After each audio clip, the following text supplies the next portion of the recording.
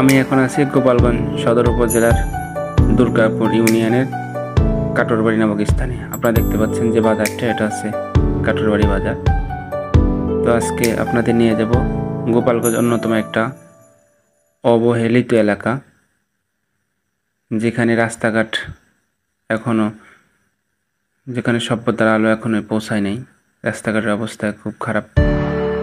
আপনাদেরকে ইতিপূর্বে দেখিয়েছি গোপালগঞ্জের বিভিন্ন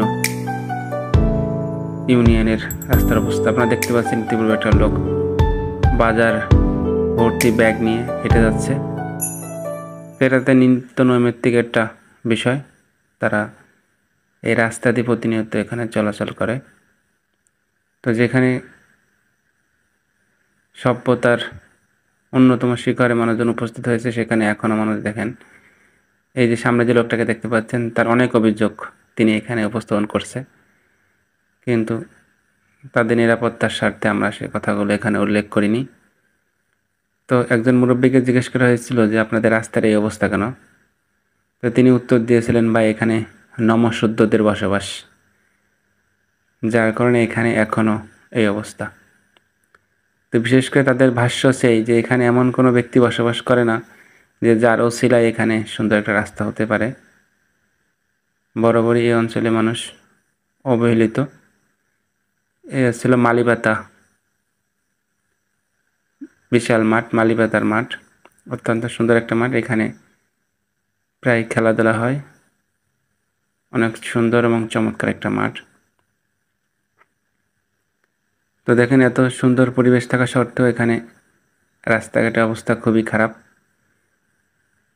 যেটা আসলে ভাবনার বাইরে যে এখন যুগটা এত এগিয়ে গেছে, অথচ এই অঞ্চলে মানুষ এখনও অবহেলিত। দেখেন, এখানে বাচ্চারা মাছ ধরতেছে। প্রাকৃতিক সৌন্দর্য তুলে ধরা হলো আপনাদের দেখার জন্য। আসলে কি বলবো, এখানে প্রায় 2 থেকে 3 কিলোমিটার রাস্তা আমরা হেঁটে এসেছি। দেখেন, সুন্দর একটা স্কুল। এটা হচ্ছে কংসুর সরকারি প্রাথমিক বিদ্যালয়। তো এখানে বাচ্চারা এখানে প্রতিনিয়ত স্কুলে আসে, তাদের এরকম ভাঙা রাস্তা পার হয়ে আসতে। দেখেন রাস্তার কি অবস্থা, ব্রিজ ভেঙে গেছে, রাস্তা তো ভাঙা, আপনারা দেখতেই পাচ্ছেন। তো এখানে দেখা যাচ্ছে যে একটা অসুস্থ রোগী হোক বা একজন প্রেগনেন্সি মহিলা হোক, তাদের কি অবস্থা হতে পারে। দেখেন, একটা ভ্যান চলাও এখানে খুব কঠিন কাজ হয়ে দাঁড়ায়। সেখানে মানুষজন চলাচল করবে কিভাবে? দেখেন, যে আধুনিক যুগে সারা দেশে এত উন্নয়ন, কিন্তু দেখেন এই অঞ্চলের মানুষের কতটা খারাপ একটা অবস্থা। তো এটা হচ্ছে গোপালগঞ্জের অন্যতম একটা অবহেলিত এলাকা, কিন্তু প্রাকৃতিক সৌন্দর্যের অপার লীলাভূমি। দেখেন, এই লোকটা বাড়ির সুন্দর পাকা করে নিয়ে গেছে, অথচ তার বাড়ির ঢোকার রাস্তার বাজে অবস্থা। তো আমরা এখন আছি গোপালগঞ্জের অন্যতম নেতা মোল্লা ওমরের বাড়ির পাশ দিয়ে যাচ্ছি। রাস্তার কেউ দেখেন, বাচ্চারা এখানে খেলা করতেছে মনের সুখে। তারা আমাদের দিকে একটু দৃষ্টি আকর্ষণ করলো।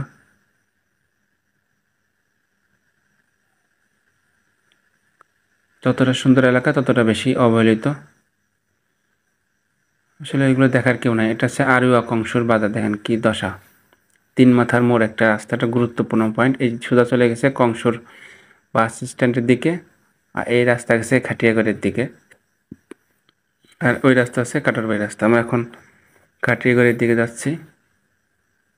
এটা হচ্ছে আরুয়া কংসুরের ছোট একটা বাজারের মতো, যেখানে 2-4টি দোকানপাট আছে। দেখেন রাস্তার কি করুণ দশা।